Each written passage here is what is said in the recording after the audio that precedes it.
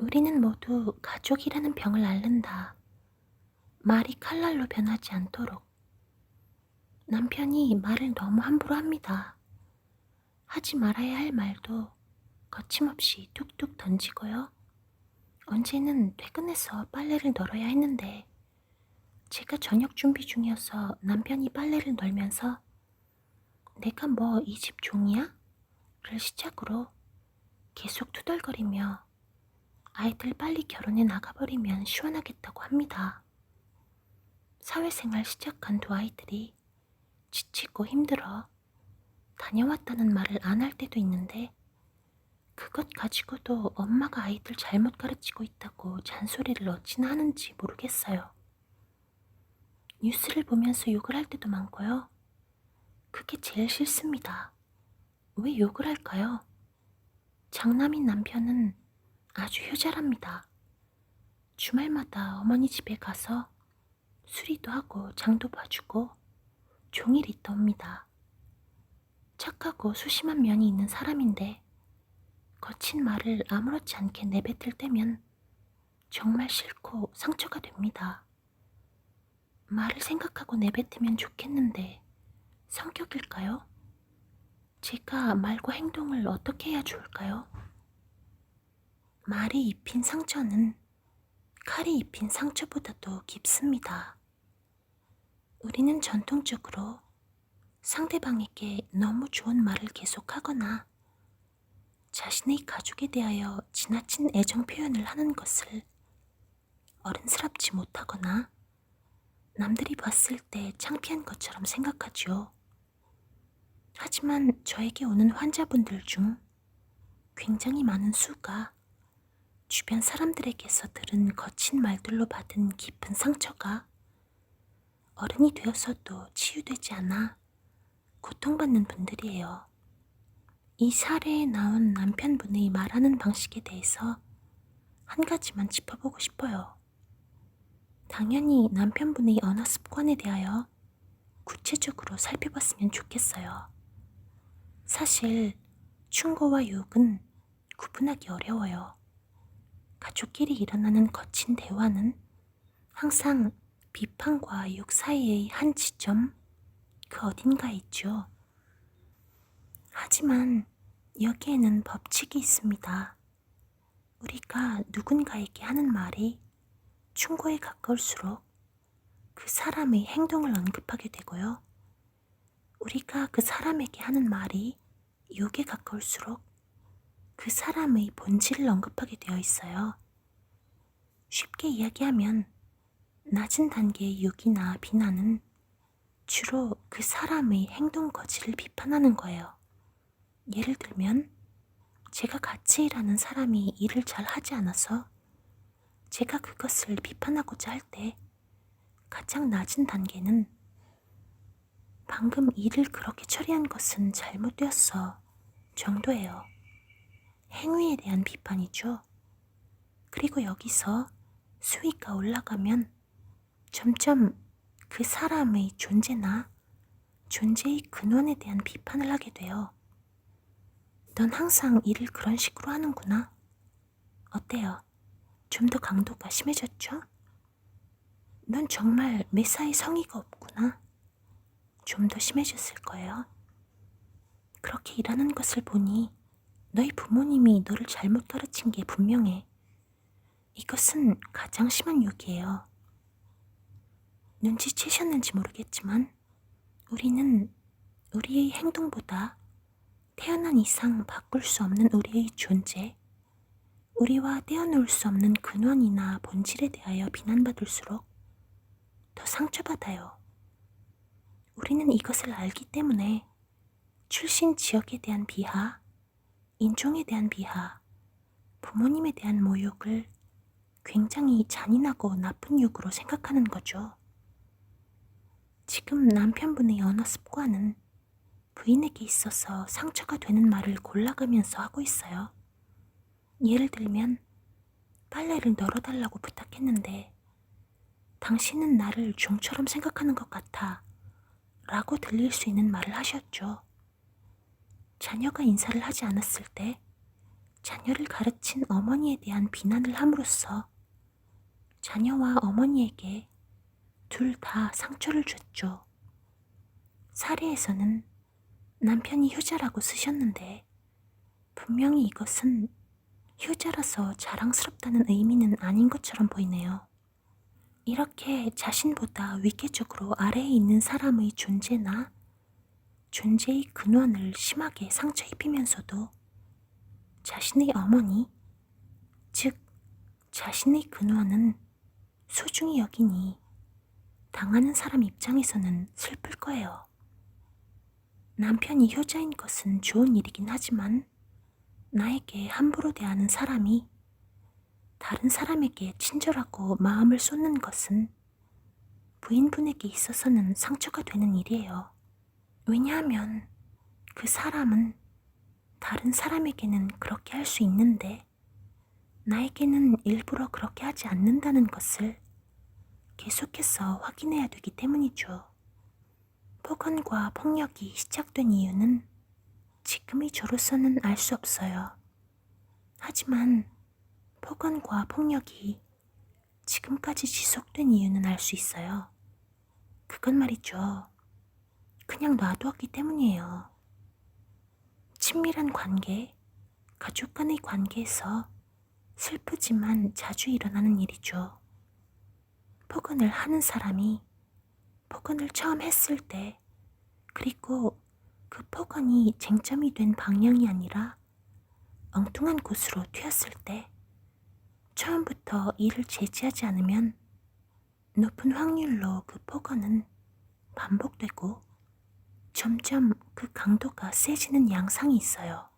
그리고 사람이 폭력에 익숙해지면 폭력에 신음하는 사람의 시그널이 폭력을 행하는 사람에게 잘 전달되지 않게 돼요. 결국에는 폭력을 행하는 사람은 폭력을 당하는 사람의 아픔을 전혀 느끼지 못하게 되죠. 물론 남편분이 그렇게 거칠게 말하게 된 데는 나름의 힘든 이유가 있을 거예요. 하는 일이 잘 되지 않으셨을 수도 있고, 밖에서 뭔가 자존심 상하는 일이 있고, 이런 상황에 점차 누적되어서 견디기 힘들었을 수도 있어요. 지속적으로 누군가에 대하여 욕을 하거나 비난을 하는 사람들은 사실 뭔가 견디기 힘든 문제를 겪고 있는 분들이죠. 하지만 그분이 힘들다고 해서 남편분이 어떠한 행동을 해도 부인분이 견뎌야 되는 것은 아니에요. 폭언이나 이유 없는 비난은 근절되어야 해요. 왜냐하면 이것은 인간이 적응할 수 있는 것이 아니기 때문이죠. 욕하는 것이 부당하다고 이야기하세요. 그리고 욕하는 것을 듣는 것이 괴롭다고 말하세요. 다만 주의해야 할 것이 있어요. 부인분의 목표는 남편분을 비난하는 것이 아니잖아요? 남편분의 행동을 바꾸는 것이죠. 그러니 남편분과 같은 함정에 빠지면 안 돼요. 자녀의 예의를 바로 잡아주려는 목적과 어디에서 화가 난지 도무지 알 수 없는 감정 사이에서 길을 잃은 남편처럼 말하면 안 돼요. 우리의 모토는 이거예요. 감정적이지 않게, 하지만 진지하게. 만일 살해자분께서 감정과 목표 사이에서 길을 잃는다면 말은 이렇게 나올 거예요. 당신한테 나랑 우리 아들 딸들이 그거밖에 안 돼? 필요 없는 존재야? 이런 식으로요. 하지만 그렇다면 남편분은 살해자분의 말이 속뜻 대신 그 감정에 반응해버려요. 자신의 언어 습관보다 부인분의 감정의 반응에 자신을 비난한다고 느끼게 되죠. 남편분의 언어 습관에 부인분이 반응하듯이요. 인간은 논리보다 감정에 더 쉽게 반응하게 되어 있거든요. 당장은 감정을 표현해서 후련해지긴 하겠지만 문제는 해결되지 않을 거예요. 짧게 뱉는 욕설과 험한 말이 결코 남편분의 문제를 해결해주지 않았듯이요. 우리는 반대로 남편분의 본질보다 남편분의 행동을 언급하기로 하죠. 그리고 감정적이지 않게 자신의 감정을 전달해 보기로 하죠. 덧붙여서 본질에 대해서는 칭찬해주고 행동에 대해서 충고하도록 해봅시다. 당신의 말이 진심이 아닌 건 알고 있어. 하지만 나는 방금 당신의 말에 상처받았어. 인간은 자신의 본성이 언급되면 수치스러워하고 수치심은 우리를 감정적으로 반응하게 해요. 하지만 행동에 대해 언급하게 되면 어떨까요? 우리는 분명히 남편의 진심과 행동이 다르다는 것을 언급했고 그 행동에 대하여 비판을 했어요. 이러한 말을 들으면 인간은 자신의 감정과 자신의 행동이 얼마나 다른지 객관적으로 돌아보게 되어 있어요. 그러면 그제야 남편분은 자신의 말을 제3자처럼 볼 수 있게 돼요. 그러면 깨닫게 되겠죠. 자신이 전혀 엉뚱한 곳에 그동안 풀어왔고 그것 때문에 가족 사이가 멀어지고 있다는 것을요. 그리고 더 나아가서 자신의 분노가 어디에서 왔는지도 생각해 볼 수도 있어요. 물론 이런 말을 꺼내는 데에는 용기가 필요해요. 왜냐하면 새로운 방식의 접근일수록 실패했을 때 마음의 상처가 더 커질 거라는 걱정이 들거든요. 하지만 너무 걱정하실 필요 없어요. 부인분이 말씀하신 대로 남편분은 단지 소심할 뿐 착한 부분이 있는 사람이고요. 처음에는 그냥 겸연쩍어 하면서 넘어가려고 할 거예요. 새로운 대화 방식은 언제나 어색하고 불편해하거든요. 하지만 불편함을 너무 불편해하지 마세요. 계속 시도하는 거예요.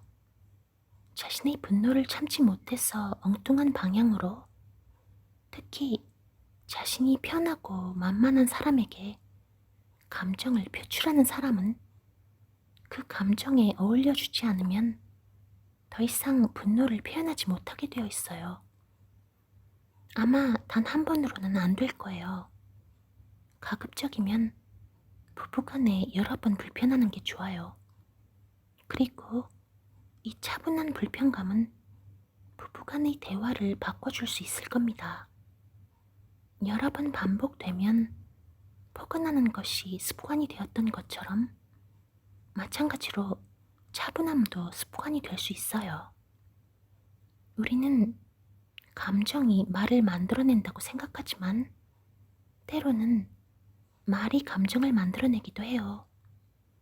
서로 호감이 있는 두 남녀가 가졌던 막연한 호감이 서로 사귀자는 말을 하자 사랑으로 변하는 것처럼요. 부디 두 부부가 서로의 본질에 대하여 칭찬하고 배려해주고 서로의 행동에 대해서는 충고해 주었으면 좋겠습니다. 진심은 말이라는 수단에 실려야만 전해지기 때문입니다. 다시 말하면 말은 그 자체로 진심입니다. 29살 여자입니다. 결혼한 지 얼마 되지 않았는데 화가 나거나 분노가 올라오면 조절이 잘 안 되고 폭언을 꼭 하게 됩니다. 연애 때도 그런 적이 가끔 있었지만 결혼 후 더 심해진 것 같습니다. 남편이 그동안 제 언행을 참고 참아왔는데 어제는 제가 욕설까지 해서 저를 용서할 수 없는 지경에 이르렀습니다. 스스로도 제 행동이 잘못된 것을 알고 있지만 이런 모습이 조금도 바뀌지 않아서 마음이 정말 힘듭니다. 남편과 대화할 때 제가 먼저 분노가 일어나서 화를 내게 되는데 그런 과정에서 남편도 언성이 높아지고 제게 화를 내면 저는 저를 공격한다는 생각이 듭니다. 그래서 저도 지지 않으려고 스스로 방어하기 위해 남편을 공격하고 짓밟는 말들을 하게 됩니다. 정말 바뀌고 싶은데 어떻게 하면 좋을까요? 여러 심리 관련 자료들을 찾아보기도 했지만 스스로 변화하기가 쉽지 않습니다. 어릴 적 집에서 할머니가 키워주셨는데 할머니가 저에게 정말 심한 말들, 저주와 욕을 많이 하셨습니다. 그 영향으로 저도 닮게 된 것 같은데 정말 바꾸고 싶습니다. 안녕하세요. 한창 행복하고 깨소금 볶는 냄새가 가득하리라 생각하기 쉬운 신혼에 남편분에게 내뱉게 되는 폭언으로 마음의 어려움이 크실 것 같습니다. 잘못된 행동임을 알고 있고 바뀌고 싶지만 방법을 몰라 어떻게 해야 할지 고민이 많으시군요. 폭언은 언어적 형태로 나타나는 폭력의 일종으로 볼 수 있습니다. 물리적 폭력과 달리 폭언은 상대방의 신체에 즉각적이고 가시적인 흔적을 남기지는 않습니다. 그러나 심한 폭언, 지속적인 폭언은 물리적 폭력 못지않게 상대방에게 크고 장기적인 외상을 남길 수 있습니다. 심할 경우 외상 후 스트레스 장애, 우울증, 불안과 같은 정신장애를 불러오기도 합니다.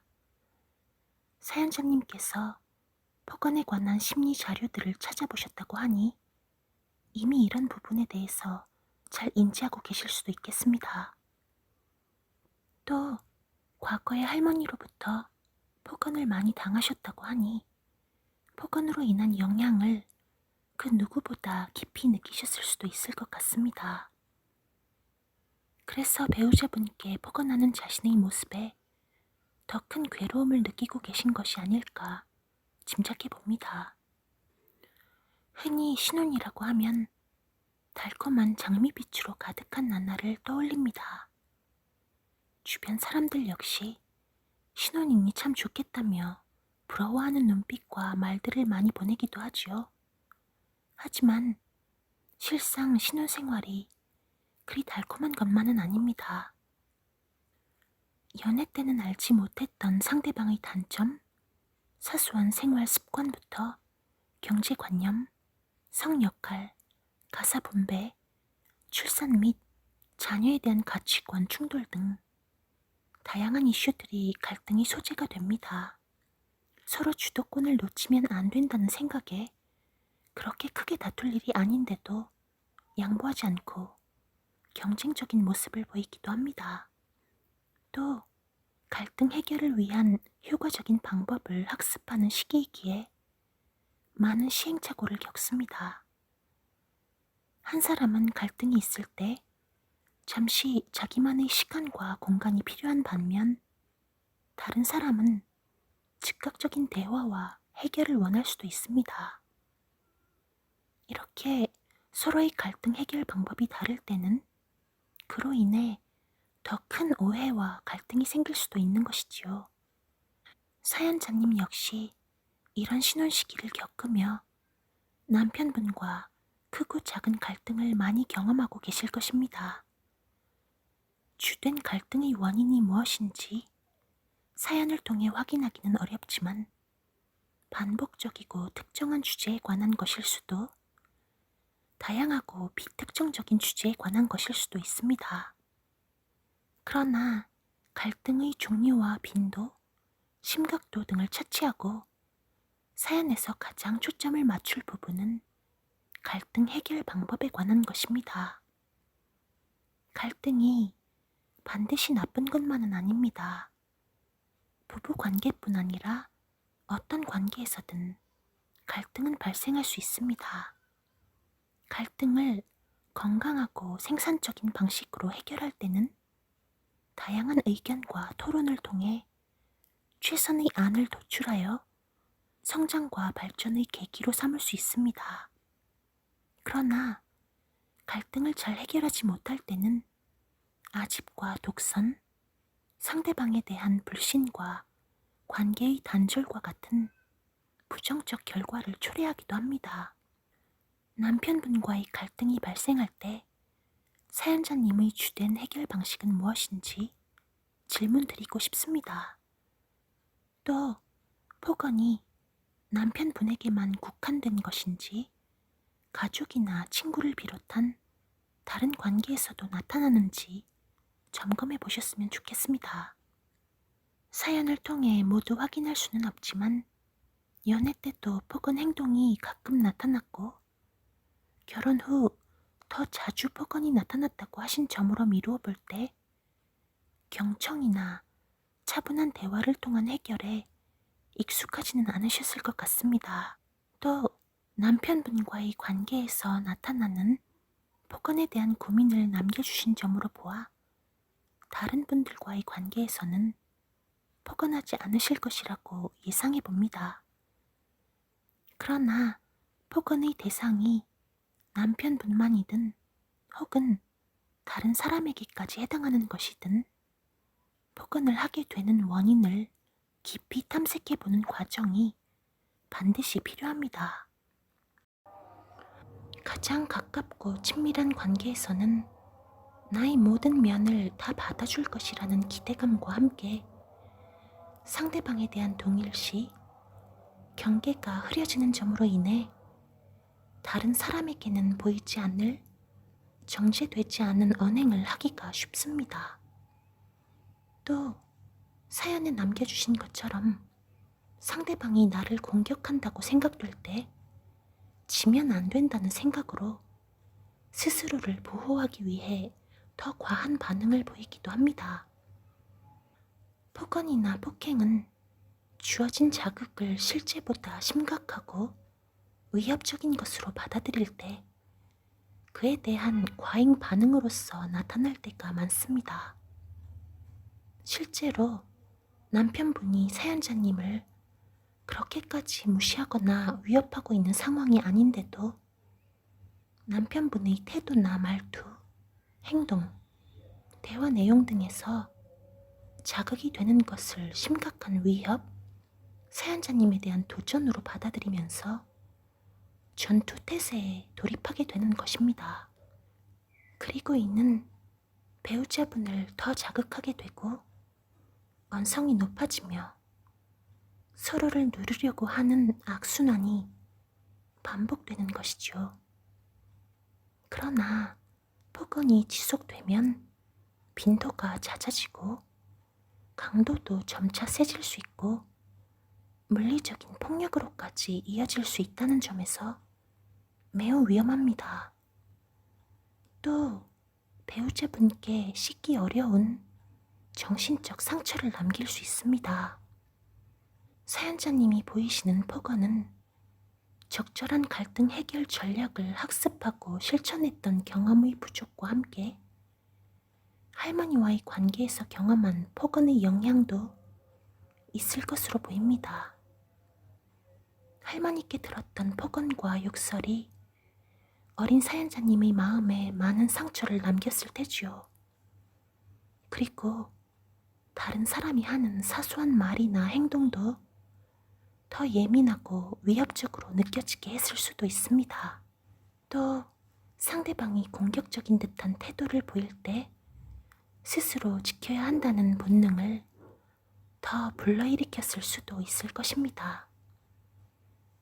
할머니의 욕설로 상처를 받았음에도 어느새 할머니와 비슷한 모습으로 폭언하는 자신의 모습에 괴롭기도 하지만 그럼에도 할머니와 같은 행동을 반복하게 되는 것은 공격자와의 동일시로 볼 수도 있겠습니다.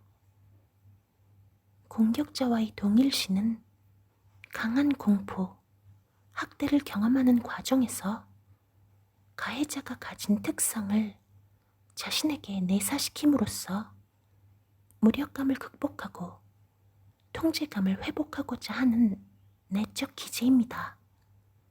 이는 가학적이고 폭발적, 충동적인 형태로 나타날 수 있습니다.